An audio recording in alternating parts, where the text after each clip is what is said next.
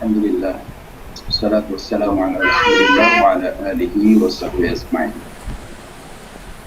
رب اشرح لي صدري ويسر لي أمري واحلل عقدة من لساني يفقهوا قولي শহীদ কাফেলা বাংলাদেশ ইসলামী ছাত্র শিবির গাজীপুর মহানগরীর উদ্যোগে আয়োজিত আজকের এই পবিত্র ঈদ উল আজহা ত্যাগ এবং কোরবানির চেতনায় উজ্জীবিত হওয়ার একটি মৌলিক ইবাদত সম্পন্ন করার পর ঈদ উত্তর ঈদ পুনর্মিলন অনুষ্ঠানের সাথী সমাবেশের সম্মানিত পরিচালক, গাজীপুর মহানগরীর সংগ্রামী সভাপতি, আজকের প্রোগ্রামে ইতিমধ্যে বক্তব্য দিয়েছেন বাংলাদেশ ইসলামী ছাত্র শিবিরের সম্মানিত কেন্দ্রীয় অফিস সেক্রেটারি, রাজশাহী বিশ্ববিদ্যালয়ের সাবেক মেধাবী ছাত্র নেতা, গাজীপুর অঞ্চলের সম্মানিত অঞ্চল তত্ত্বাবধায়ক ভাই রাশেদুল ইসলাম, উপস্থিত সম্মানিত সাথী ভাইয়েরা, আসসালামু আলাইকুম ওয়া রাহমাতুল্লাহি ওয়া বারাকাতুহু। আল্লাহ রাব্বুল আলামিনের শুকরিয়া আদায় করছি যে আল্লাহ সুবহানাহু ওয়া তাআলা পবিত্র ঈদ উল আজহা ত্যাগ এবং কোরবানির মহিমায় উজ্জীবিত হওয়ার একটি মৌলিক সিদ্ধান্ত বাস্তবায়ন করার মধ্য দিয়ে আল্লাহ তাআলা আমাদেরকে জাতির নেতৃত্ব দেওয়ার যে যোগ্যতা অর্জন করার কথা আমাদেরকে এর মধ্য দিয়ে অর্জন করতে বলেছিলেন, ইন্নী জাইলুকা লিন-নাসি ইমামা। আল্লাহ তাআলা তাদেরকে জাতির নেতৃত্বের জন্য প্রস্তুত করবেন যারা কোরবানিওয়ালা হবে, যারা ত্যাগী হবে, যারা ভোগবাদীতে নিজেকে বিশ্বাস করবে না, যারা ত্যাগের রাস্তাটাকে নিজের রাস্তা মনে করবে, যারা ত্যাগের রাস্তাটাকে আল্লাহর রাস্তা মনে করবে, যারা ত্যাগের রাস্তাটাকে জান্নাতের রাস্তা মনে করবে, তাদের জন্য এই দুনিয়ার নেতৃত্ব জান্নাতের নেতৃত্ব। আর যারা এই দুনিয়াটাকে ভোগের জন্য মনে করবে তাদের জন্য দুনিয়ায় লাঞ্ছনা, জান্নাত থেকেও তাদের বঞ্চনা। সেজন্য আল্লাহ তাআলা সূরা আল ইনশিকাকের 6-12 নম্বর আয়াতে উল্লেখ করে ত্যাগের মহিমায় নিজেদেরকে উদ্ভাসিত হওয়ার মৌলিক কথাগুলো বলেছেন এভাবে, ইয়া আইয়ুহাল ইনসান। আমাদের কারো কারো ধারণা যে আমরা যারা ইসলামী আন্দোলন করি শুধু কোরবানি আমাদেরই পেশ করি, জেল শুধু আমাদেরই খাতে, মামলা শুধু আমাদের নামে হয়, হসপিটালে শুধু ভর্তি আমাদেরই হতে হয়। আসলে কি ব্যাপারটা তা? আপনাদের গাজীপুর জেলখানায় যদি এখন খোঁজ নেন আপনাদের কতজন, আর ওখানে সাধারণ এখন আসামি কত? আপনাদের পাশে কাশিমপুরে একটু খোঁজ নেন জেলখানায় আমাদের কত, সাধারণ মানুষ কত। কোনো রেস্কিউটি নাই, আমাদের লোকই নাই এখন। একইভাবে গ্রানীগঞ্জে আপনি খোঁজ নেন, হসপিটাল গুলোতে যান, দেখবেন যে আসলে দুনিয়ার জীবনটা কি আল্লাহ তাআলা এভাবে সাজিয়েছেন। এটা আল্লাহর নিয়ম, আল্লাহর সুন্নাহ। এর মধ্য থেকে আল্লাহ দুনিয়া এবং পরকাল উভয় জগতের সফল কাম হওয়ার জন্য ত্যাগ এবং কোরবানির মানসিকতায় নিজেকে উদ্ভাসিত করা ছাড়া না দুনিয়াতে সফল হতে পারবেন না পরকালে সফল।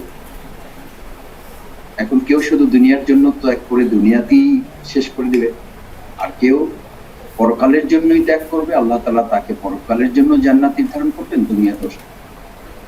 এজন্য আল্লাহ বলেন ইয়া আইয়ুহাল ইনসান, নট ইয়া আইয়ুহাল মুমিন। হে ঈমানদারগণ, আমি তোমাদের জন্যই শুধু দুনিয়াটা কোরবানির জন্য তৈরি করেছি। এজন্য এই ধারণাটা আমাদের খুব পরিষ্কার থাকা প্রয়োজন যে আমি ওদের ছাত্র শিবির না করলে আমার এই ঝামেলায় পড়তে হতো না। আপনি ছাত্র শিবির করে ইসলামী আন্দোলনের মামলায় পড়েছেন, আর ছাত্র শিবির না করলে আপনি ধর্ষণের মামলায় পড়তেন। ছাত্র শিবির করে আপনি ইসলামী আন্দোলনের মামলায় পড়ছেন, আর ছাত্র শিবির না করলে আপনি ইয়াবার মামলায় পড়তেন। ছাত্র শিবির করে আপনি আল্লাহর দ্বীনের মামলায় পড়েছেন, ইসলামী ছাত্র শিবির বা ইসলামী আন্দোলন না করলে আপনি চুরি ডাকাতির মামলায় পড়তেন, টিকটকের মামলায় আপনি অ্যারেস্ট হয়ে যেতেন। হতেন বিস্মিত হওয়ার কিছু নেই, হতবাক হওয়ার কিচ্ছু নেই। আপনার মতো কত তরুণ যুবক এখন জেলখানায় যাওয়া আসার মধ্যে থাকে, সকালে বের হয় বিকালে ঢুকে, জানেন? আপনারা জানার কথা, আমি জেলখানায় মানে 21 বার ঢুকেছে। আমার 4 বছরের জীবনে তাকে আমি 21তম বার জেলখানায় পেয়েছি। বয়স কত? 24-25। আমি বললাম, ভাই তুমি যে যাওয়া আসার মধ্যে থাকো। বলছে, মাসুদ ভাই, ইটস মাই বিজনেস সেন্টার। মানে জেলখানাটা আমরা যেমন বলি না যে আমার রাজশাহী ইউনিভার্সিটি 10টা হল, আর রাজশাহীর আর একটা যে জেলখানা আছে ওটা আমার আর একটা হল। এটা যেমন আমার বলতে একটা অহংকার বা একটা গর্ববোধ ছিল না আমাদের। বা যেমন আমরা বলি না যে আমার ঢাকা পল্টনে একটা বাসা আছে, কেরানীগঞ্জে একটা বাসা আছে। মজা করে আমরা বলতাম যে এখানেও থাকি ওখানেও থাকি। ওই ছেলেটিকে আমি ঠিক এভাবে বলতে শুনে যে আমার কোতোয়ালিতে কয়েকটা স্পট আছে, শ্যামলীতে কয়েকটা স্পট আছে, কেরানীগঞ্জে এটাও আমার একটা স্পট। মাসুদ ভাই, এখানে আমি ইনভেস্ট করে যাই, আবার একটু বাইরে গিয়ে গুছাই, এখানে আবার চলে আসি। এখানে আমার কিছু ক্লায়েন্ট আছে, এখানেও আমার এই ব্যবসাটা চালু আছে। বাইরে তো কিছু টেনশন আছে, এখানে কোনো টেনশন নাই। এখানে টেনশন মুক্ত বিজনেস। 21তম বার আমার সাথে তার দেখা, 21তম বার জেলে ঢুকতেছে সে। এবং তোমরা আরো মজার খবর জানবা যে জেলে এই 21 থেকে বা 18 থেকে বা 16 থেকে 35 বা 40 বছরের যারা জেলখানায় ঢুকছেন তাদের ম্যাক্সিমাম এরকম। মানে সকালবেলা আমরা হাঁটাহাঁটি করার জন্য বের হতে পারতাম, আমাদের সুযোগ ছিল, বা তোমরা অনেকে এটা জানবা যে যারা কারারক্ষীরা বলতেন যে ওখানে খুব নতুন লোক খুব কম, মূলত পুরাতন লোকরাই যাওয়া আসার মধ্যে থেকে জেলটা চালু রাখছে। মানে কি, সে এটাকে একটা ইন্টেনশন হিসাবে নিয়েছে, তার পেশাকে বাঁচিয়ে রাখার জন্য এটা তার নেশা হয়ে গেছে। জেলখানে না গেলে তার ভালো লাগে না, জেলখানে না ঢুকলে তার প্রেশান লাগে। ওটাও তো একটা স্পট বানিয়েছে, যেমন আমরা স্পট বানিয়েছিলাম না, অসুবিধা আমাদের জেলখানে রাখলে কি হবে, আমরা তো ওখানে দাওয়াতি কাজ করি, বরং ওখানে আরো ভালো দাওয়াতি কাজ করছি আমরা, আলহামদুলিল্লাহ। আমি তো এটা এর আগে কোন একটা প্রোগ্রামে বলেছি যে 4 বছরে যা করেছি বিগত 14 বছরে আমার পক্ষে তা করা সম্ভব হয়েছে কিনা আমি হিসাব মিলালে ও 4 বছরের সময় বেশি হয় এবং উপস্থিতিও বেশি হয়, 200, 250, 300। আমাদের দেলোয়ার হোসেন সাইদি ভাইকে তো আমরা ওখানে শপথ দিয়েছি, শপথ অনুষ্ঠান সম্পন্ন করেছি 137 জনের উপস্থিতি, রোকন শপথ। আমি আমার জীবনের প্রথম রোকন শপথ দিয়েছি, আর আদৌ কখন দিতে পারবো তারও ঠিক নাই, আর শুরু করে ওখান থেকে করেছি। তখন শপথ দেওয়ার কথা ছিল আমিরে জামাতের সহিত নিজামী ভাই।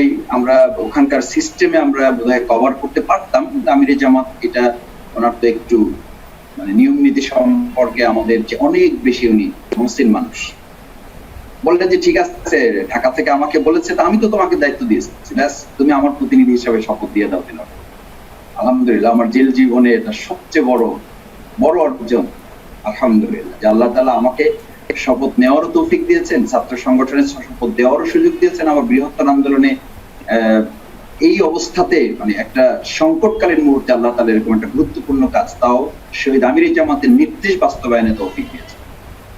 সেটা 137 জনের উপস্থিতিতে, হাই সিকিউরিটির মতো জেল, যারা ওখানে ঢুকেছে। তোমাদের জেল তোমাদের তত্ত্বাবধানের মধ্যে আছে, গাজীপুর জেলার মধ্যে সম্ভবত তোমাদের। তো হাই সিকিউরিটি জেলের মতো 137 জনকে উপস্থিত করে আমরা সেই প্রোগ্রামটা সম্পন্ন করেছিলাম। এটাও তো আমাদের দাওয়াতের স্পট। আমরা এভাবে নিয়েছি, ওরা এভাবে নিয়েছে। ইয়া আইয়ুহাল ইনসান, সেজন্য আমি এটা বলেছি, ইয়া আইয়ুহাল ইনসান কোরআনের আগে সূরা শানে নুজুল মানুষ খুঁজতো, এখন কিন্তু তোমাকে আমাকে খুঁজতে হবে শব্দে শানে নুজুল, যে আল্লাহ তাআলা ইয়া আইয়ুহাল মুমিনুন, ইয়া আইয়ুহাল মুত্তাকুন, ইয়া আইয়ুহাল মুসলিমুন, ইয়া আইয়ুহাল মুহসিনুন এই শব্দ ব্যবহার না করি ইয়া আইয়ুহাল ইনসান। এটা কেন ব্যবহার করেছেন? এটা ব্যবহার করেছেন গোটা দুনিয়ার জিন্দেগিটা সমস্ত মানব জাতির জন্য এটা সংকটযুক্ত একটা জায়গা, এটা সংকট মুক্ত না। এটাকে যখনই তুমি সংকট মুক্ত ভাববা, ওখান থেকেই সংকটটা আরো কঠিন হবে, ওখান থেকে সংকটটা নতুন আর একটা রূপ নেবে। তোমাকে ভাবতেই হবে এটা পাহাড়ি এলাকা, এখানে এই ডিজাইনের গাড়ি নিয়ে আমাকে চলতে হবে। যখনই ভাববা যেটা পাহাড়ি এলাকা না, এটা নরমাল এলাকা, কোন রকম একটা গাড়ি হইলেই আমি চলতে পারবো এবং লাইফের শেষ পর্যন্ত পৌঁছতে পারবো, তাহলে ওখানেই তুমি স্টপ হয়ে যাও। ইয়া আইয়ুহাল ইনসান ইন্নাকা কাদিহুন, আল্লাহ তাআলা নিশ্চিত করেছেন, এর মধ্যে যেন তোমার কোনো কনফিউশন না থাকে, কোন ধরনের কনফিউশন না থাকে। That is our golden, nicely golden past. আমাদের সোনালী অতীত হচ্ছে এখান থেকে শুরু। আমাদের সোনালী অতীত কিন্তু জান্নাত থেকে শুরু। আমরা জাহান্নাম থেকে এখানে আসিনি। আমরা কোত্থেকে এসেছি? আমাদের যে সুন্দর অতীত কার আছে? আমি সেই জন্য বলি যে আমাদের যে অতীত, আমরা তো জান্নাত থেকে এখানে এসেছি, আবার জান্নাতে যাব। আমাদের কি সে ওয়াদা আল্লাহ তাআলা করেছেন? আমাদের শুরুটা জান্নাত থেকে, আমাদের শুরুটা আনুগত্য করা থেকে, সিজদা করা দিয়ে আমাদের শুরু, মনে আছে? সিজদা করা থেকে শুরু। আর সিজদা না করে ইবলিসের সর্দার, ফেরেশতাদের সর্দার, ইবলিসের সর্দার। শুধু একটা অর্ডার ফলো করতে না পারে। তোমার আমার জীবনে কত অর্ডার ফলো হচ্ছে না। আমি রাশেদের বক্তৃতা শুনতেছিলাম, রিপোর্ট রাখা হয় না, রিপোর্ট রাখলেও ঘরগুলো পূরণ হয় না, ঘরগুলো পূরণ হলে স্ট্যান্ডার্ড মেনটেন হয় না। রাখার ক্ষেত্রেও নিজেকে একটা বিরাট বোঝা মনে হয়। দিনের কোনো কাজ যদি তোমার কাছে বোঝা মনে হয়, তাহলে তোমার কর্মীগিরি না, তাহলে তোমার সহযোগী সমর্থকগিরি না, ইসলামী আন্দোলনগিরি না, তোমার তো মুত্তাকিগিরি, ইমানগিরি চলে যায়। কাবুর আলাল মুশরিকিন ইল্লা আলাল খাশিঈন। তোমার মধ্যে আল্লাহ তাআলা একটা ল্যাবরেটরি সেট করে দিয়েছেন, একটা এমআরআই কেন্দ্র আছে, একটা সিটি স্ক্যান সেন্টার আছে, তোমার মধ্যে এক্সরে মেশিন সেট করা আছে। তুমি নিজেই বুঝতে পারবে, এটার জন্য কোনো মুফতির কাছে যাওয়ার দরকার নেই, এটার জন্য কোনো মুহাদ্দিস মুফাসসিরের কাছে যাওয়ার দরকার নেই। তোমার মধ্যে আল্লাহ তাআলা ল্যাবরেটরি সেট করে দিয়েছেন। সূরা শামসে আল্লাহ তাআলা বলেন, ওয়া নাফসি ওয়া মা সাওয়াহা ফাআলহামাহা ফুজুরাহা ওয়া তাকওয়াহা। আমি তোমাকে বুঝার যথেষ্ট ক্ষমতা দিয়েছি, কোনটা সত্য, কোনটা মিথ্যা, কোনটা সোনালী, কোনটা রূপালী, এসব বুঝার সুযোগ তোমাকে আমি দিয়েছি। এটা দিয়েই তোমাকে পৃথিবীতে আমি পাঠিয়েছি। রাশেদ বক্তৃতা করলে, জহির বক্তৃতা করলে তারপর তুমি ভালো হবা, এটা নিতান্তই তোমার একটা অভিনয়। আমার কথায় কষ্ট নিও না, এটা নিতান্তই আমার অভিনয়। যে আমি তো বুঝতে পারতেছি না, what can I do, enough to do. আমি তো বুঝতে পারতেছি না রাশেদ আমার যে কি করা উচিত। সাথী তো হয়েছে, এখন সদস্য কি হব নাকি যা হয়েছে এইটাই নিয়েই তো বিরাট টেনশনে আছি, এইটাই সামলাইতে পারতেছি না। আমার মধ্যে একটু বুঝার সময় দেওয়া উচিত। বুঝার জন্য তোমার মধ্যে ল্যাবরেটরি আছে, তুমি বুঝতে পারো, তুমি খুব ভালো করে বুঝতে পারো যে তুমি সাথী থেকে সদস্য হচ্ছ না। It's your limitations. এটা তুমি খুব ভালো করে বুঝে শুনেই তুমি এখানে ইস্তেকামত করে আছো। দুনিয়ার আর কেউ না বুঝলেও আল্লাহ তাআলা ভালো করে বুঝেন। ওয়া না'লামু মা তুওয়াসবিসু বিহি নাফসুহু। তুমি যা বলো আল্লাহ তো তা জানেনি, তুমি যা বলো নাই, যা বলবা অথবা বলার জন্য চিন্তা করে রাখছো, ওয়া না'লামু মা তুওয়াসবিসু বিহি নাফসুহু, ওটাও আল্লাহ জানেন। তোমার মনের মধ্যে কি কি ওয়াসওয়াসা তৈরি হয়, এই ওয়াসওয়াসার ব্যাখ্যা তাফসীর ইবনে কাসির কত চমৎকার করে বলেছে। ওয়াসওয়াসার উপরে আল্লাহ তাআলা ফেরেশতাদেরকে নির্দেশ দেন, আমি এটা জেনে ফেলেছি সে একটা অন্যায় করবে, ওটা লিখবা না। আল্লাহ কত গফুর, কত গফফার, কত রহিম, কত রহমান। আমার বান্দা আব্দুল জব্বার, আমার বান্দা আব্দুর রহিম, আমার বান্দা আব্দুল করিম একটা অন্যায় করার জন্য চিন্তা করতেছে, খবরদার এটা লিখবা না, এটা লিখবা না, যতক্ষণ না সে না করে। আল্লাহু আকবার। আর আমার বান্দা মহিবুল্লাহ শাহজাহান চিন্তা করেছে সে সদস্য হবে, চিন্তা করেছে সে সদস্য হবে, মনে মনে চিন্তা করেছে, ব্যাস লিখে ফেলো, এটা আমলনামায় লিখে ফেলো, সবটা লিখে ফেলো। কখন হবে দেখা যাবে, না হলেও দেখা যাবে, আগে সবটা লিখে ফেলো। ওয়া না'লামু মা তুওয়াসবিসু বিহি নাফসুহু। That's our golden past. এত সুন্দর ইসলাম, এত সুন্দর অতীত, এত সুন্দর জীবন ব্যবস্থা যাদের, এত সুন্দর রব যাদের, এত মহান স্রষ্টা যাদের, তাদের হৃদয়টা এত সংকুচিত হবে, তাদের হৃদয়টা এত ভীত সন্তুষ্ট হবে, প্রশ্নই ওঠে না, তো হতে পারে না, হওয়ার কথা না। ইন্নাকা কাদিফুন, আল্লাহ বলেন এটা হচ্ছে আমার নির্দেশনা যে দুনিয়ার জীবনটাকে তুমি এই ঈদুল আজহার শুধু গরু কোরবানি না, শুধু গরু কোরবানি না, গরু তো কোরবানি করো নাই, তো ওটা প্রতীকী কোরবানি। মূল কোরবানি করেছে একটা পশু, সেটা ওই পশু না, সেটা তোমার মধ্যে বসবাস করে একটা পশু। যে পশু তোমাকে সদস্য হতে বাধা দেয়, যে পশু তোমাকে রিপোর্ট রাখতে বাধা দেয়, যেই পাশবিকতা তোমাকে দিনের কাজ করতে বাধা দেয়, যেই পাশবিকতা তোমাকে ঘুমের কোরবানি করে জায়নামাজের সাথে সম্পর্ক করতে বাধা দেয়, যেই পশু তোমাকে চোখের কোরবানি করার পরিবর্তে অশ্লীলতা দেখতে বাধ্য করে,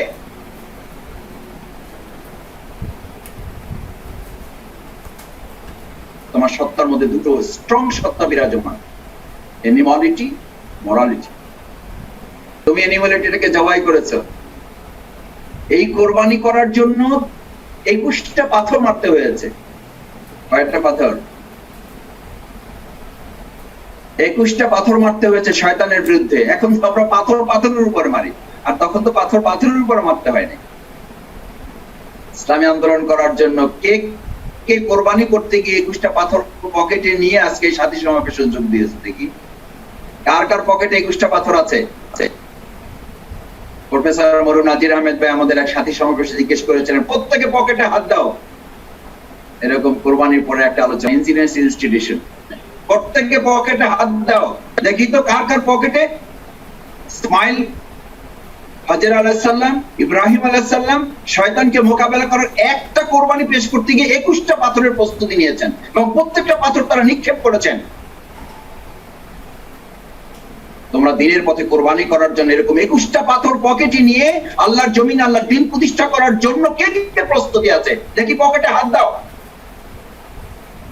আমি যদি তোমাদের আজকে সাথীদেরকে জিজ্ঞেস করি, সাথীরা আমার পকেটে হাত দিয়ে দেখো তো, প্যান্টের পকেটে পাথর আছে? পাঞ্জাবির পকেটে তোমার পাথর আছে? পায়জামার পকেটে তোমার পাথর আছে? শার্টের পকেটে, সামনের পকেটে তোমার পাথর রাখা আছে? আছে, আছে, আছে। প্রত্যেকের কাছে 21টা না, এরকম 21 লক্ষ পাথর তোমার কাছে আছে।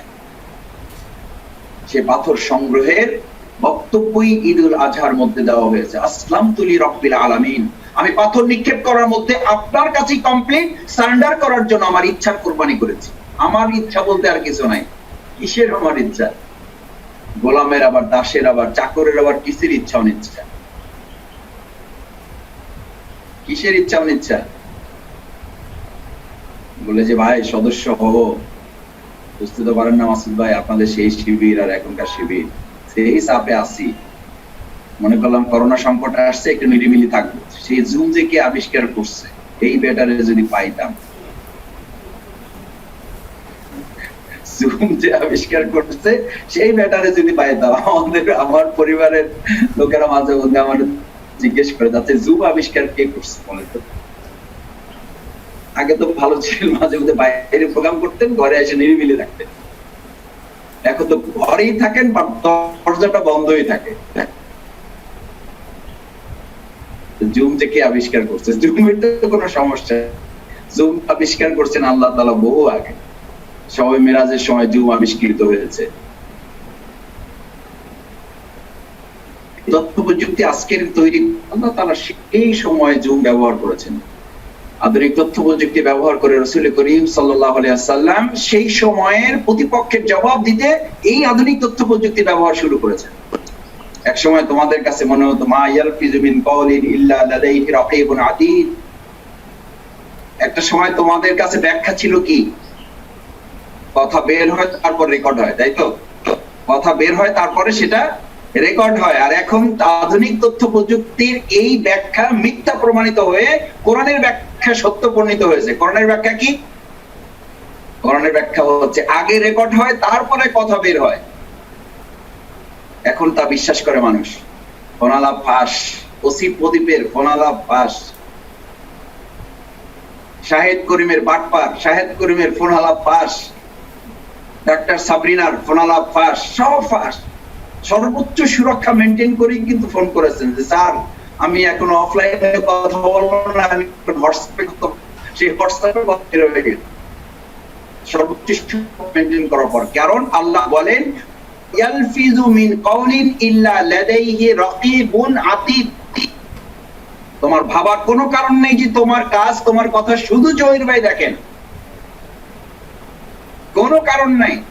এখন এখানে যুক্ত হয়ে যদি তুমি একটু পাশে বসে নাস্তা করো, কথা হয়তো একটু কম শুনতে পাচ্ছ, অথবা মনে করতেছে যে মাসুদ ভাই কি বক্তৃতা করে, রাশেদ ভাই যা করে এগুলো তো ইউটিউবে পাওয়া যাবে পরে, এক ফাঁকে দেখে নেবো, এখন শরীরটা ভালো লাগতেছে না, একটু আশপাশে থাকি, ফাঁকে কাজবাজও সারি।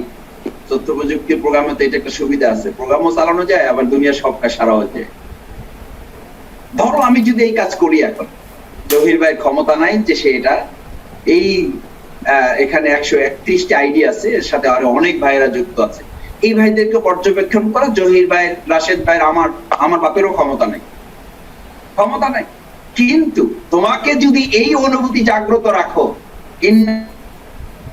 এখন যে আল্লাহ তাআলা তোমাকে সৃষ্টি করেছেন আমামা রব্বাহু, তুমি সব সময় তার সামনেই আছো, সব সময় তিনি তোমার সামনে আছেন।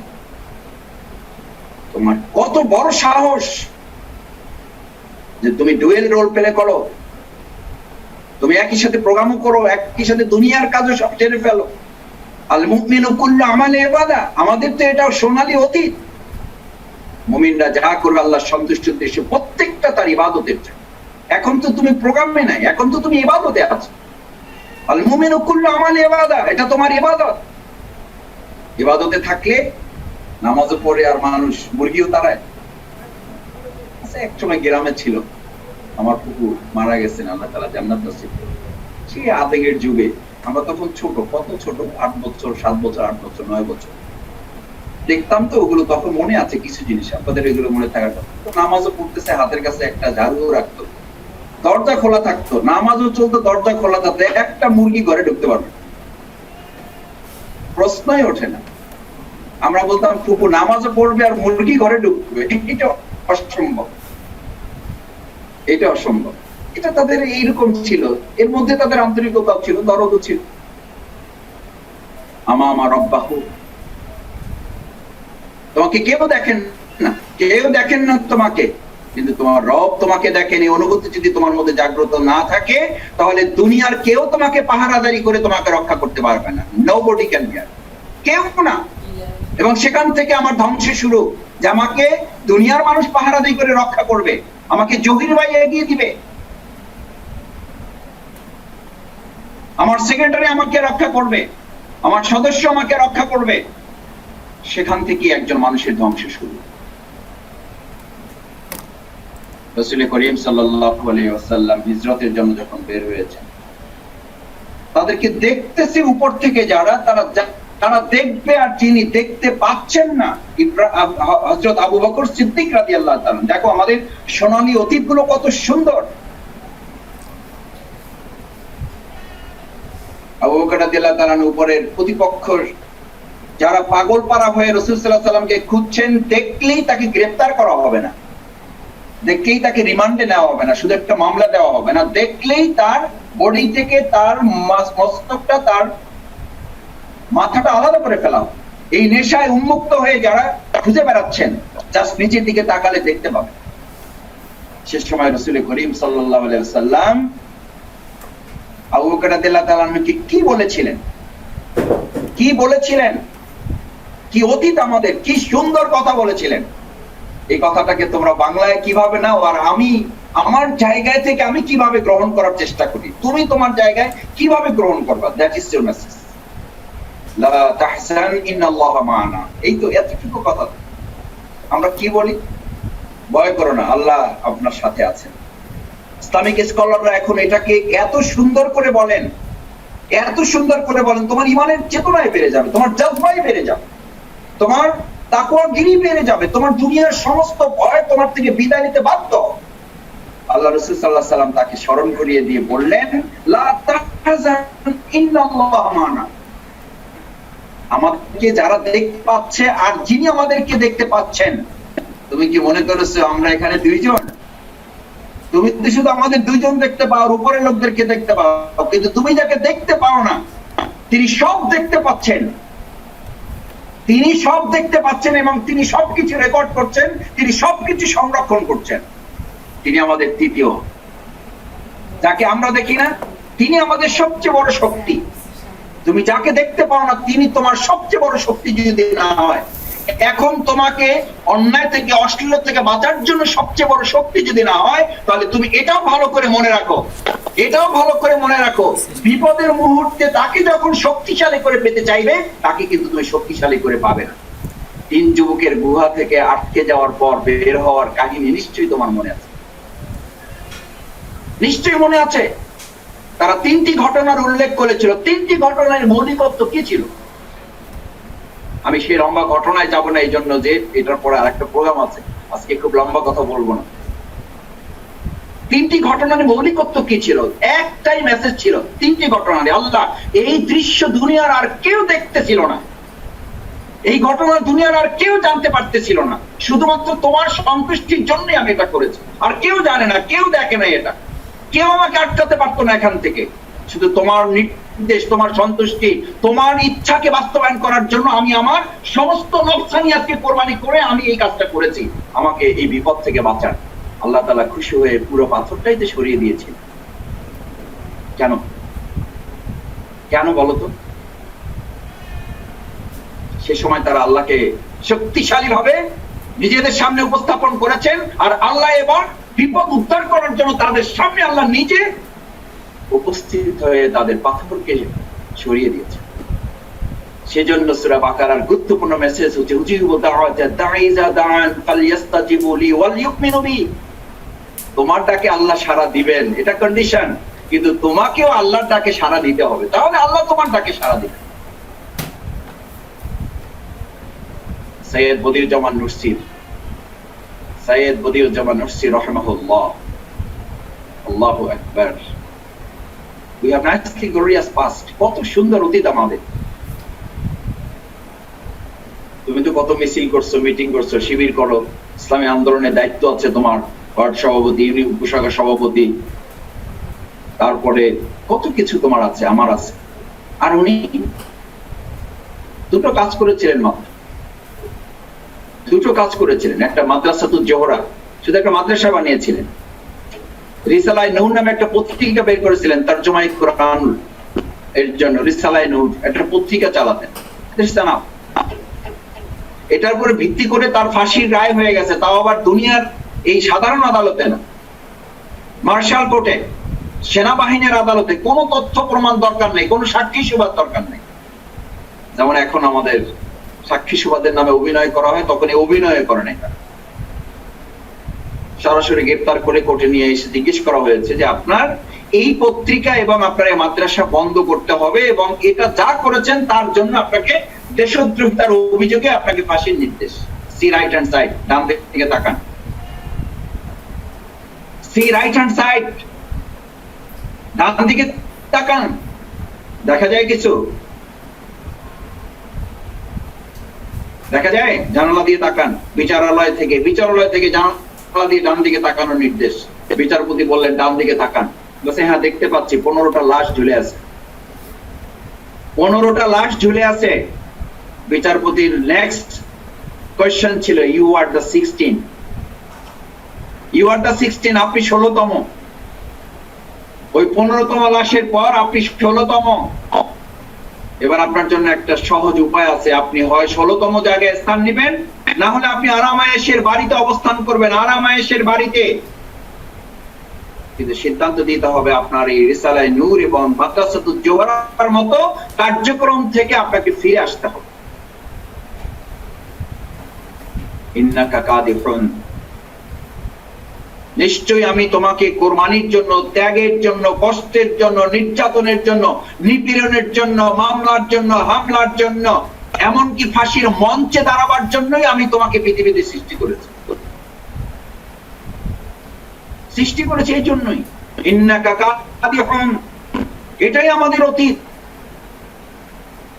সৈয়দ বদিউজ্জামান নুরসি রাহিমাহুল্লাহ ওই 16তম লাশের ফাঁসির কাষ্ঠের দিকে তাকিয়ে বুকে হাতটা রেখে শক্তি যতটুকু ছিল সবটুকু দিয়ে চিৎকার করে বলেছিল, আমার রিসালায়ে নূর আর মাদ্রাসাতুল জোহরার জন্য আমি এখানে আসি না, আমি এসেছি আল্লাহর জমিন 1000 নির্দেশ, 1000 আদেশ, 1000 নিষেধ বাস্তবায়নের জন্য।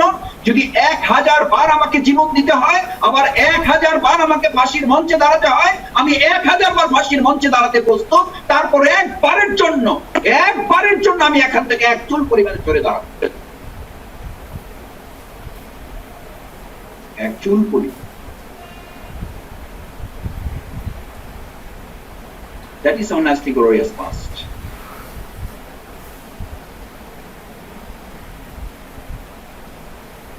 সৈয়দ সাইদ কুতুব রাহিমাহুল্লাহ, তাকে তো কলমায় পড়াতে গেছেন যে আপনার ফাঁসি হয়ে যাবে, কলমা পড়েন হুজুর। আসসালামু আলাইকুম, কলমা পড়েন। বলছে আপনি কলমা পড়ানোর জন্য এসেছেন, আপনাকে কে পাঠিয়েছে? সরকার পাঠিয়েছে। সেটা মানে কি হিসাবে? বলছে এটা আমার চাকরি। বলছে এই কলমা পড়ানোর কারণে সরকার আমাকে বেতন দেয়, এই কালিমা পড়ানোর জন্য সরকার আমাকে বেতন ধার্য করেছেন।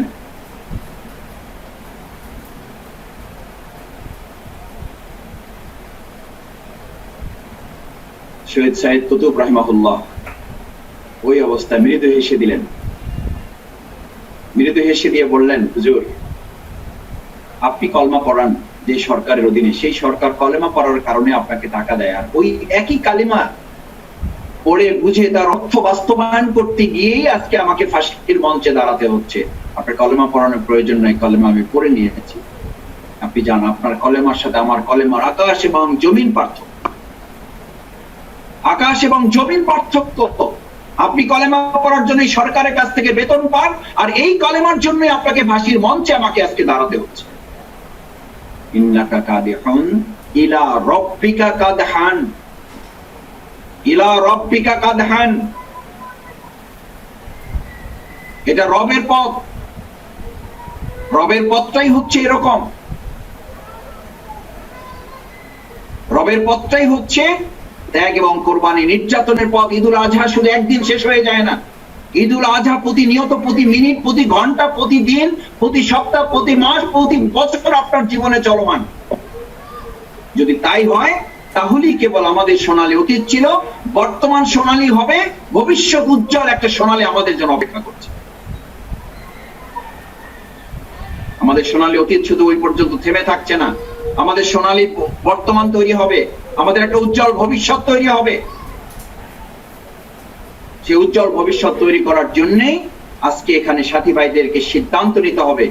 আমাদের সোনালী অতীত হচ্ছে সেখান থেকে আপনি যখন শুরু করেছেন আপনার পৃথিবীতে যখন আগমন, সূরা আরাফের 172 নম্বর আয়াত, আমাদের সোনালী অতীত ভালো করে পড়ে দেখবেন।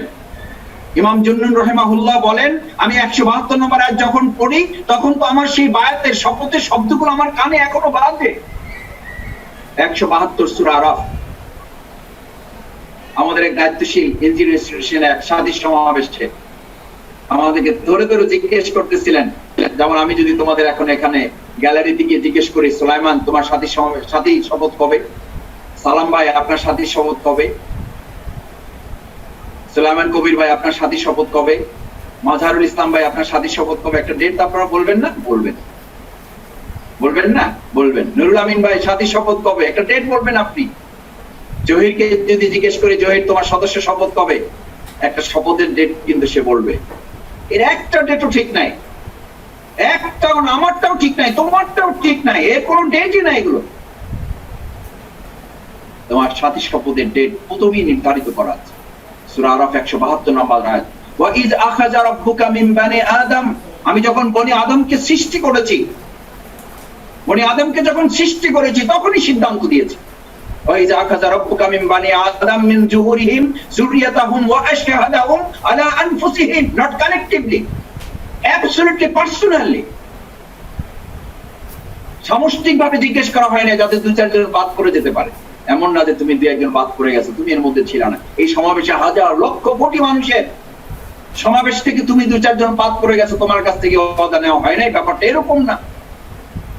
আলাস্তু বিরাব্বিকুম আলা আনফুসিহিম, আলাদা আলাদা ভাবে ব্যক্তিগতভাবে প্রত্যেকের কাছ থেকে ওয়াদা নেওয়া হয়েছে, প্রত্যেকের কাছ থেকে এই অঙ্গীকার নেওয়া হয়েছে, শপথ নেওয়া হয়েছে, বায়াত, এই অঙ্গীকার তোমরা আমরা করে এসেছি। এই জন্য আমি ছাত্র শিবিরে থাকতে বলতাম, এখন বৃহত্তর আন্দোলনে বসি, এখন বৃহত্তর আন্দোলনে বলি এটা যে তুমি ছাত্র, তুমি যে ছাত্র শুধু না, তুমি তো শিবির করো শুধু কর্মী না, তুমি শিবির করো তুমি শুধু সমর্থক না, তুমি শিবির করো তুমি চূড়ান্ত শপথের অধিকারী। তোমার জন্মই হচ্ছে শিবিরের সদস্য হয়ে, তোমার জন্মই হচ্ছে চূড়ান্ত শপথ নিয়ে। আলাস্তু বিরাব্বিকুম, আলাস্তু বিরাব্বিকুম, তোমাকে প্রশ্ন করা হয়েছে, আমি কি তোমার রব, আমি কি তোমার সমস্ত কিছুর মালিকানা আমার কাছে? তুমি কি জবাব দিয়েছিলে? দেখি পরিস্থিতি কি হয় গিয়ে জানা, মেইল নাম্বার দিয়ে দাও, খোঁজখবর নিয়ে পরিস্থিতি বিবেচনায় এর জবাবটা দেখি ইনশাল্লাহ সেন্ড করে দেবো। একটু আলাপ আলোচনা করে দেখি এই কথা কে কে বলেছে, কে কে বলেছো এই কথা।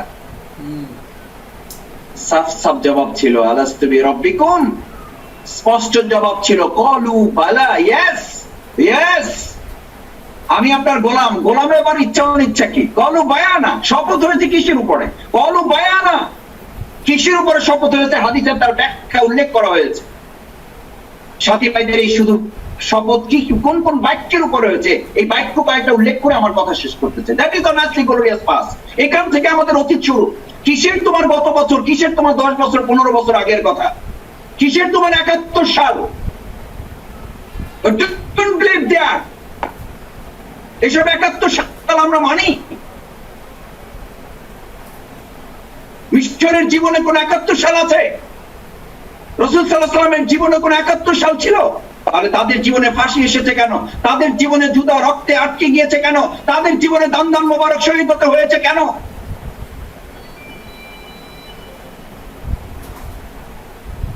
আমাদের অতীত তো এখান থেকে শুরু না, আমাদের অতীত তো সেই ওখান থেকে শুরু। আলমে আরো যখন রুহের জগতে যখন তুমি সেখান থেকে তুমি সদস্যের শপথ নেওয়া, ভেবেছ এই কোন একটা অজুহাত দিয়ে পার পাইয়া যাবো। সাথী যা হয়েছে একবারে তো খারাপ না, সাথী হয় কয়জন। আল্লাহ তাআলা ওই ক্লোজও ফুল স্টপ দিয়ে শেষ করে দিয়েছে। ক্লোজটা কি? قالوا بلى أن تقول يوم القيامة إنا كنا عن هذا غافلين। গাজীপুর মহম্মদে জহির ভাই যদি তত্ত্বাবধানটা বাড়াইতো তাহলে কিন্তু আমি সদস্য হয়ে যেতাম। আমাকে সেইভাবে ধরে নাই, বুঝছেন না? যেভাবে ধরার কথা ছিল ওইভাবে যদি ধরতো তাহলে কিন্তু আমি এতদিন সদস্য হয়ে যেতাম। ত্রুটিটা কিন্তু আমার না, এই আমার যে সভাপতি উনি কিন্তু আমার ওইভাবে কিন্তু ধরতেছে না। ওনাদেরই কিন্তু সমস্যা আছে, নেতৃবৃন্দেরও কিন্তু কিছু ঝামেলা আছে। এটা মাসুদে আপনারা সব বুঝবেন না, এটা আমাদের সাথে কথা বলেন বুঝতে পারবেন। আপনি যেই সব ঝামেলার সেন্টেন্সটা দিয়ে আল্লাহ তাআলা ফুল স্টপ বসাই দিয়েছেন। আনতাকুলা ইয়াউমাল কিয়ামাতি ইন্না কুননা আন হাযা গাফিলিন। আমি যে তোমাকে চূড়ান্ত শপথ দিয়ে পাঠালাম দুনিয়াতে, আমার কাছ থেকে আয়াত নিয়েছো, আমার কাছে যে অঙ্গীকার করেছো, আমার কাছে যে শপথ করেছো, এটা যাতে কিয়ামতের মাঠে কেউ বলতে না পারো আমি তো জানতাম না, আমি তো বুঝতাম না, আমাকে তো এই কথা দুনিয়াতে কেউ স্মরণ করিয়ে দেয় নাই, এটার জন্য তো আমাকে কেউ তত্ত্বাবধান করে নাই, এটার জন্য তো আমাকে কেউ সিলেবাস শেষ করতে বলে নাই, এটার জন্য আমাকে কিন্তু রিপোর্ট রাখতে বলে নাই, এটার জন্য তো আমাকে কেউ 5 ওয়াক্ত নামাজ জামাতে পড়তে হবে একথা কেউ স্মরণ করিয়ে দেয় নাই, 30 দিনই কোরআন অধ্যয়ন করতে হবে একথা তো আমাকে কেউ বলে নাই। আন তাকুলা ইয়াউমাল কিয়ামা, কিয়ামতের দিন, ইন্না কুননা আন হাযা গাফিলিন, এই কথা আমি জানতাম না, বুঝতাম না, আমি এটা থেকে গাফিল ছিলাম। এই অজুহাত তুমি যাতে পেশ করতে না পারো, তোমার সব ধরনের অজুহাতে পুলিশটা বসিয়ে দিয়ে আমি আল্লাহ তাআলা জন্মগতভাবে সৃষ্টিগতভাবেই তোমাকে আমি সদস্য করে পৃথিবীতে পাবো। তুমি জন্মগতভাবে শিবিরের সদস্য, তোমার সৃষ্টি হয়েছে চূড়ান্ত শপথের অধিকারী হয়ে। এখন কি করবা? এখন শুধু রেনু করবা, শুধু সত্যায়িত করবা, প্রত্যয়ন করবা। এই জন্য তো আল্লাহ তাআলা বলেন শপথ তো তুমি জহিরের কাছে নাও না, শপথ তো তুমি সিরাজ ভাইয়ের কাছে নাও না। ইয়াদুল্লাহি ফাওকা আইদিহিম, ফাওকা আইদিহিম, অর্থাৎ তাদের হাত তো আমার হাতের সাথে, আমি আল্লাহ আমার হাতের উপরে রেখে তাদের শপথ। সেই শপথ নিতে তোমার যদি কোনো বিলম্ব থাকে, তোমার যেন অজুহাত ঠিক করা থাকে, তোমার যেন ওজোর ঠিক করা থাকে, তুমি যেন তার জন্য প্রস্তুত থাকো। সূরা আরাফের এই নির্দেশনা তোমার সামনে থাকার পরেও যেন তোমার প্রস্তুতির ক্ষেত্রে কোনো গাফলাতির জন্য তোমার যেন ওজোর ঠিক করা থাকে। কোন ওজোর? কোন ওজোর? আমাদের সেই অতীত ওজোর। আব্দুল্লাহ ইবনে মাকতুম রাদিয়াল্লাহু তাআলা অন্ধ সাহাবী, শরী ওজোরের ভিত্তিতে যুদ্ধ থেকে তার ছুটি, লড়াই থেকে তার ছুটি, যুদ্ধের ময়দান থেকে তার ছুটি, শরী ভিত্তিতে তার ছুটি। আব্দুল্লাহ ইবনে জামুর রাদিয়াল্লাহু তাআলা তার দুই পা নেই, তিনি ছুটি।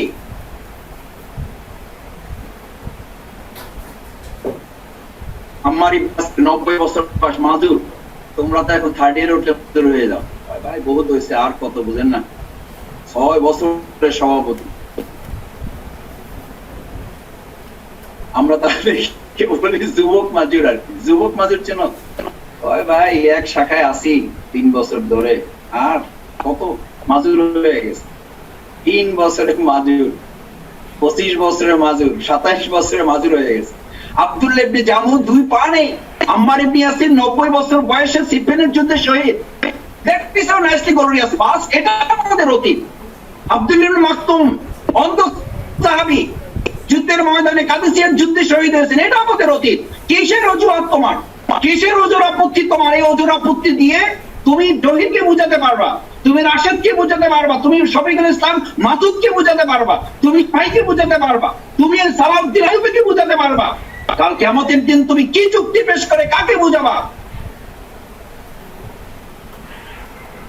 يوم لا تملك نفس لنفس شيئا والامر يومئذ لله لمن الملك اليوم। যেদিন আল্লাহ ঘোষণা করবেন আজকে কারো কোনো কথা শোনা হবে না। আমল বের করো আমল, কোনো কথা শোনা হবে না। আল-ইয়াওমা নাখতিমু আলা আফওয়াহিহিম, এগুলো প্রত্যেকের মুখে মোহর মেরে দাও, তালা মেরে দাও মুখে। আর তুমি তো প্রস্তুতি নিয়েছো, কত যুক্তি আছে আমার। ভাই যদি সুযোগ দেন তাহলে আরো দুইটা কথা বলার আছে।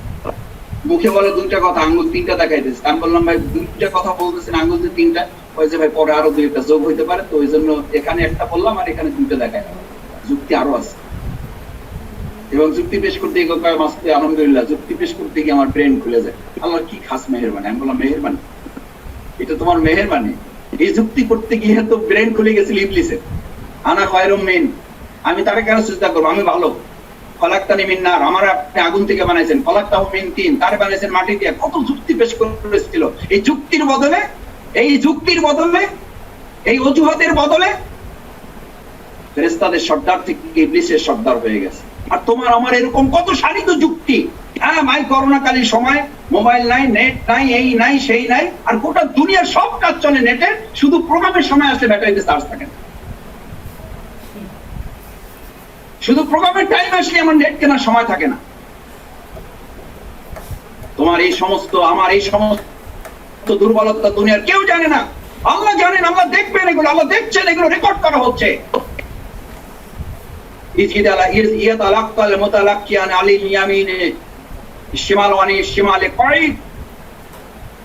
তোমার ডানে তোমার বামে এগুলো সব সংরক্ষণ করা হচ্ছে, সব সংরক্ষণ করা হচ্ছে।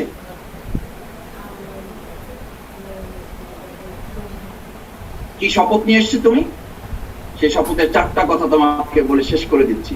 কলু বায়ানা, তাদের কাছ থেকে শপথ নেওয়া হয়েছে, এই শপথ নেওয়া হয়েছে। কলু বায়ানা ফিমা আহিবা ওয়া কারিহা, তোমার পছন্দ অপছন্দ। তোমাদের কোনো বাসায় কোনো কর্মচারী, কোনো কর্মকর্তা থাকলে বা কোনো কাজের লোক থাকলে তার আবার ইচ্ছা অনিচ্ছা আছে। এটা আবার কি গোলাম? এইটা আবার কিসের গোলাম? তুমি এবার কোন গোলাম হয়েছো যে গোলামের এত ইচ্ছা অনিচ্ছা? স্বাধীন বাংলা বেতার কেন্দ্র, সাথী হয়ে যে অবস্থা, সদস্য হয়ে আর পুরোটাই পরাধীন হইতে চায় না। এখনই তো নিজের ইচ্ছা অনিচ্ছা বলতে কিছু নাই, তখন তো পুরোটাই জবাই হওয়া লাগবে। ইয়েস। আর সাথী শপথ তো সাথী শপথের জন্য না, সাথী শপথের একটা প্রার্থী ফর্ম তোমাদের পূরণ করা হতো। তখন ওখানে একটা ঘর ছিল, এখন আছে কিনা আমি জানি না জহির, ওখানে লিখতে হতো আপনি কেন সাথী হবেন। এই ঘরটা আছে না এখনো? থাকার কথা। এই ঘরের জবাব কি ছিল? এই ঘরের জবাব ছিল আমি আসলে সদস্য হতে চাই, চূড়ান্ত শপথ নিতে চাই। আমার ইচ্ছা অনিচ্ছা বলতে কিছু নাই, আমার পুরো ইচ্ছা অনিচ্ছাটা আমি সংগঠনের হাতে সুপর্দ করে দিলাম। এটা হলো প্রথম শপথ। আমার কোনো ভালোবাসা, আমার কোনো অপছন্দ নাই। যা পছন্দ অপছন্দ সব আল্লাহর জন্য, সব ইসলামের জন্য, সব ইসলামী আন্দোলনের জন্য। এখন থেকে আমার মালিক আমি না, এখন থেকে আমার মালিক আমার জহির ভাই। জহির ভাই যা বলবে ইয়েস ইয়েস, জি হুজুর। ছাত্র শিবিরে আমাকে, আমার ক্যাম্পাসে আমাদের কারো আমাদের নাম ছিল জি হুজুর। যখন যা বলে দেখি ঝাঁপাই পড়েন। আপনি একটা ইউনিভার্সিটির ছাত্র, আপনি বাংলা ডিপার্টমেন্টের ছাত্র, আপনি ফার্মেসির ছাত্র, আপনি ম্যাথমেটিক্সের ছাত্র। একটা ইউনিভার্সিটির ছাত্র আলাদা একটা স্ট্যান্ডার্ড থাকবে না? আপনার নিজস্ব একটা চিন্তা যুক্তি বুদ্ধি আছে না? বললাম হ্যাঁ আছে, আছে, তোমার চেয়ে ভালো আছে, বাকি ওটা আমি বিক্রি করে ফেলছি। আমার সাথে একজনের চুক্তি হয়ে গেছে, একজন আন্ডারস্ট্যান্ডিং হয়ে গেছে যে আমার আর কিছু নাই, সব এখন তার। উনি যা বলবে আমি তাই করবো, যা বলবে তাই করবো। বলছে তিনি যদি আপনার হক নষ্ট করে, আমি বললাম তারপর করবো। আল্লাহ রাসূল সাল্লাল্লাহু আলাইহি ওয়াসাল্লামকে সাহাবী জিজ্ঞেস করেছেন, রাসূলুল্লাহ আমার নেতা, আমার দায়িত্বশীল যদি আমাদের হক আদায় না করেন, শুধু না তার যে হক সেটাও আদায় করেন না, আমাদের হক তিনি আদায় করেন না, তারপর কি করবো? ওই নেতার ব্যাপারে আমাদের ফয়সালা কি? আল্লাহ রাসূল বলেন ফালিয়াসবির, সবর করো, ওয়ালি আতাতিহি,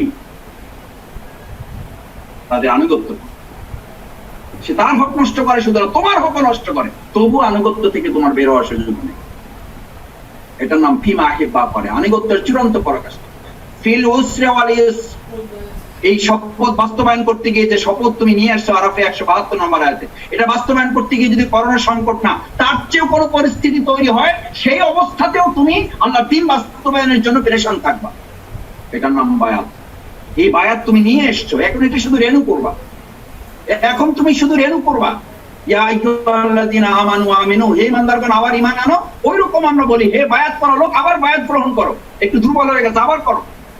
তোমাকে শুধু এই কথাটাই বলা হয়, তুমি বায়াতবদ্ধ লোক। তোমাকে আলমায় আরোহা রুহের জগতে থাকা অবস্থায় যখন বডি একটা তৈরি হয় না তখনই তোমাকে বায়াত দেওয়া হয়েছে। এই তো সোনালী অতীত, এটাই হচ্ছে তোমার পাস্ট, এটাই হচ্ছে তোমার অতীত, এটা হচ্ছে পিছনের কথা। তুমি বর্তমান এবং ভবিষ্যৎ কিসের উপরে তৈরি করছো? এটা ঠিক নেই বলে তো আমাদের অন্য কিছু ঠিক থাকছে না। আমাদের গোলামগিরি ঠিক থাকতে কোনো ডাক্তারগিরি কোনো মূল্য নেই। আল্লাহ রসুল বলেন আব্দুহু ওয়া রাসূলুহু, আমি আগে রসুল না আগে গোলাম, তারপরে রসুল। রিসালাতের দায়িত্ব পালন করতে আগে গোলাম হতে হয়, আগে চুক্তিটা নবায়ন করতে হয়, আগে তার সত্যটাকে কনফার্ম করতে হয়, তারপরে রসুলগিরি করতে হয়। সভাপতিগিরি করতে হলে আগে দাসগিরি ঠিক করতে হবে, সাথীগিরি করতে হলে আগে গোলামগিরি ঠিক করতে হবে। আর সেটার নাম হচ্ছে বায়াত, সেটার নাম হচ্ছে চুক্তি, সেটা হচ্ছে নিজেকে আব্দুল আল্লাহর গোলামে পরিণত করা। ফিল উসরি ওয়াল ইউসরি, এটা কঠিন হলো করবা, সহজ হলো।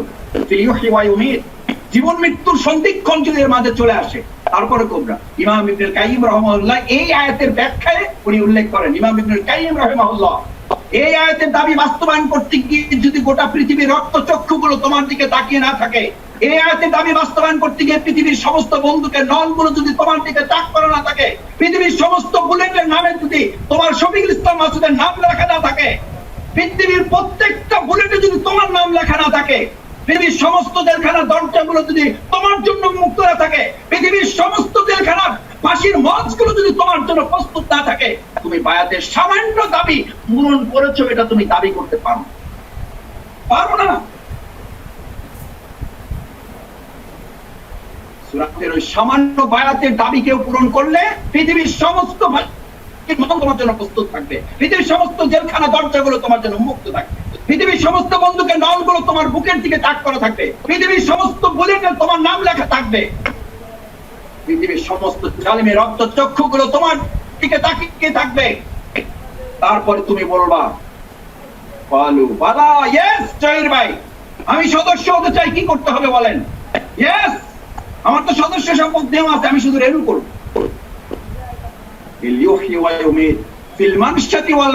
এটা করতে গিয়ে কে সন্তুষ্ট হবে আর কে অসন্তুষ্ট হবে আই ডোন্ট কেয়ার দেয়ার, পরবাই তো করি না। আসো আসো আমার প্রিয় সাথী ভাইরা, এই হচ্ছে আমাদের জীবন, এই হচ্ছে আমাদের অতীত। আজকে আর কথা লম্বা করলাম না। আল্লাহ তাআলা এটার উপরে আমাদেরকে আমল করে জীবন পরিচালনায় যদি সুযোগ করে দেন, তাহলে কাল কিয়ামতের দিন এই বায়াত আমাদের হবে, একটি বায়াত হবে আমাদের জীবনের জন্য সফলতার জারিয়া। ওমান তাযাক্কা ফাইন্নামা ইয়াতাযাক্কা লিনাফসিহি, তুমি যদি এই পরিশুদ্ধির সিদ্ধান্ত নাও তাহলে এটা তোমার কল্যাণে। ফামান নাকাসা ফাইন্নামা ইয়ানকুসু আলা নাফসিহি, আর এই বায়াত যদি তুমি পদে পদে কথায় কথায় কাজে কাজে ভঙ্গ করো, কিয়ামতের মাঠে তোমার এটা হবে আসামির কাঠ করে দাঁড় করাবার জন্য না। এই বায়াতই তোমাকে আসামির কাঠ করে দাঁড় করাবে। এই তুমি গোলাম ছিল না, তুমি এই বায়াত নেওয়া ছিল না যে তোমার পছন্দ অপছন্দ নাই, তোমার কোনো ইচ্ছা অনিচ্ছা নাই, তোমার কোনো ভালো লাগা না ভালো লাগা নাই, তোমার জীবন তোমার সম্পদ সবকিছু তো মালিক আল্লাহ, তোমার কাছে শুধু আমানত রাখা হয়েছে। এই আমানতের খেয়ানত কেন করলা? তোমার মেধা তোমার ক্যারিয়ার কি তোমার জন্য দেওয়া হয়েছে? তোমার মেধা তোমার ক্যারিয়ার দেওয়া হয়েছিল আল্লাহর জমিনে আল্লাহর দ্বীন প্রতিষ্ঠা করার জন্য। ওটার জন্য তুমি ডক্টরেট ডিগ্রি করবা, ওটার জন্য তুমি ম্যাথমেটিক্সে ফার্স্ট ক্লাস ফার্স্ট হবা। এখন বলে যে মাসুদ ভাই আগে ক্যারিয়ারটা ঠিক করে নেই, তারপরে দেখি ইসলাম আন্দোলন কি করা যায়। আল্লাহ হেফাজত করুন, আল্লাহ হেফাজত করুন। আমার কথা ক্যারিয়ার বিরোধী বক্তব্য নিও না, টুকটাক ক্যারিয়ার তো আমারও আছে। তোমাদের হয়তো মোটরসাইকেলের ক্যারিয়ার, আমার সাইকেলের ক্যারিয়ার, বাট আমার এই সাইকেলের ক্যারিয়ার 10 টন বহন করি, সিদ্ধান্ত আছে। যে সুপারভাইজার আমাকে ডক্টরেট ডিগ্রি দিয়েছে ওনারও কথা ছিল, আমারও কথা ছিল যে ডক্টরেট ডিগ্রিটা আমি নিচ্ছি না, এটা শিবির নিচ্ছে। আর উনি বলেছিল যে মাসুদ ভাই আপনারে আমি ডক্টরেট ডিগ্রি দিচ্ছি, পিএইচডিটা আসলে শিবিরকে দিচ্ছি। আলহামদুলিল্লাহ, আলহামদুলিল্লাহ। এই ক্যারিয়ারটা করেছি ক্যারিয়ারের বিরুদ্ধে কথা বলার জন্য, এই ডক্টরেট ডিগ্রিটা নিয়েছি ক্যারিয়ার আলাদের বিরুদ্ধে সাপ করার জন্য, ক্যারিয়ারের বিরুদ্ধে লড়াই করার জন্য। যেই ক্যারিয়ার আল্লাহ তিন প্রতিষ্ঠায় নিজেকে শামিল করে না, ওই ক্যারিয়ারকে পাত্তাই দেয় না, ওই ক্যারিয়ারকে আমি স্বীকারই করি না। ওই ক্যারিয়ারের কোনো মূল্য না দুনিয়াতে আছে না পরকালে আছে। কিসের ক্যারিয়ার তোমার? ইসলামী আন্দোলন, ইমানদার ইসলামী আন্দোলন সবচেয়ে বড় ক্যারিয়ার। আমি মুমিন, এটা আমার সবচেয়ে বড় ক্যারিয়ার। আমি শিবিরের সাথী ইমানদারের সবচেয়ে বড় ক্যারিয়ার এটা। এরকম হাজারো ডক্টর ডিগ্রি রাস্তায় পড়ে আছে, জেনা করে মদ খেয়ে গাঁজা খেয়ে পড়ে আছে, জানো না তুমি? তোমার মতো ইউনিভার্সিটি বহু শিক্ষক বহু ছাত্রীর জীবন লাঞ্ছনায় দর্শন করে শেষ করে দিয়েছে। কি দরকার এরকম শিক্ষকের? কি দরকার এরকম ডক্টর ডিগ্রি? কি দরকার এরকম ইঞ্জিনিয়ারের যারা রোডের বদলে বাঁশ দিয়ে বিল্ডিং তৈরি করে? কি দরকার এরকম ডাক্তার সাবরিনার মতো চিকিৎসকের? কি দরকার? সেই জন্যই তো এখনকার সমাজের লোকেরা বলে, এখন ইসলাম আগে বলেছে, আর এখন ইসলামের এই কথাটাই ইংলিশে এরা বলে, a man with career without character. ক্যারিয়ারের বিরুদ্ধে নিও না এটা। তোমার ক্যারিয়ারের না 4 পয়সার দুনিয়াতে মূল্য আছে, না পরকালে মূল্য আছে। এ ম্যান উইথ ক্যারিয়ার, এক ক্যারিয়ার লোকের সাথে উইদাউট ক্যারেক্টার যদি তার সততা, নৈতিকতা, তার জবাবদিহিতা যুক্ত থাকতো, is more dangerous then a lion. ওটা একটা বনের গাজীপুরের ভাওয়ালের একটা উন্মত্ত সিংহের চেয়ে ওটা ভয়ঙ্কর। একটা উন্মত্ত সিংহের চেয়ে ভয়ঙ্কর। যার ক্যারিয়ার আছে, ক্যারেক্টার নাই, ক্যারিয়ার আছে, ক্যারেক্টার নাই, ওটা শেষ। ওটা উন্মত্ত সিংহের চেয়ে ভয়ঙ্কর। সেই ভয়ঙ্কর সব ক্যারিয়ার লোকে এখন জন্ম হচ্ছে। তার বিপরীতে তুমি সিদ্ধান্ত নেবে, আমার ইমান, আমার সাথী শপথ, আমার সদস্য শপথ, আমার ইসলামী আন্দোলন আমার জীবনের সবচেয়ে বড় ক্যারিয়ার। এর চেয়ে আর অন্য কোনো ক্যারিয়ার হতে পারে না। ওই ক্যারিয়ারকে মজবুত করার জন্য আমি ডক্টরেট ডিগ্রি করব, ওই ক্যারিয়ারকে উন্নত করার জন্য আমি মাস্টার্সে ফার্স্ট ক্লাস ফার্স্ট হব, ওই ক্যারিয়ারকে ডেভেলপ করার জন্য আমি বিশ্ববিদ্যালয়ের টিচার হওয়ার সিদ্ধান্ত নেব। আসো, আল্লাহ তাআলা আমাদের তৌফিক দান করুন। সেই প্রত্যাশা ব্যক্ত করে আমাদের সেই সোনালী অতীতে আমরা যদি ফিরে যেতে পারি, আমাদের উজ্জ্বল আরেকটা সোনালী ভবিষ্যৎ আল্লাহ তাআলা নির্মাণ করে দেবেন। সেই সোনালী ভবিষ্যৎ নির্মাণে সোনালী অতীতে ফিরে যাওয়ার উদাত্ত আহ্বান জানিয়ে আল্লাহ তাআলা আমাদের তৌফিক কামনা করে আমি আমার কথা শেষ করছি। আসসালামু আলাইকুম ওয়া রাহমাতুল্লাহি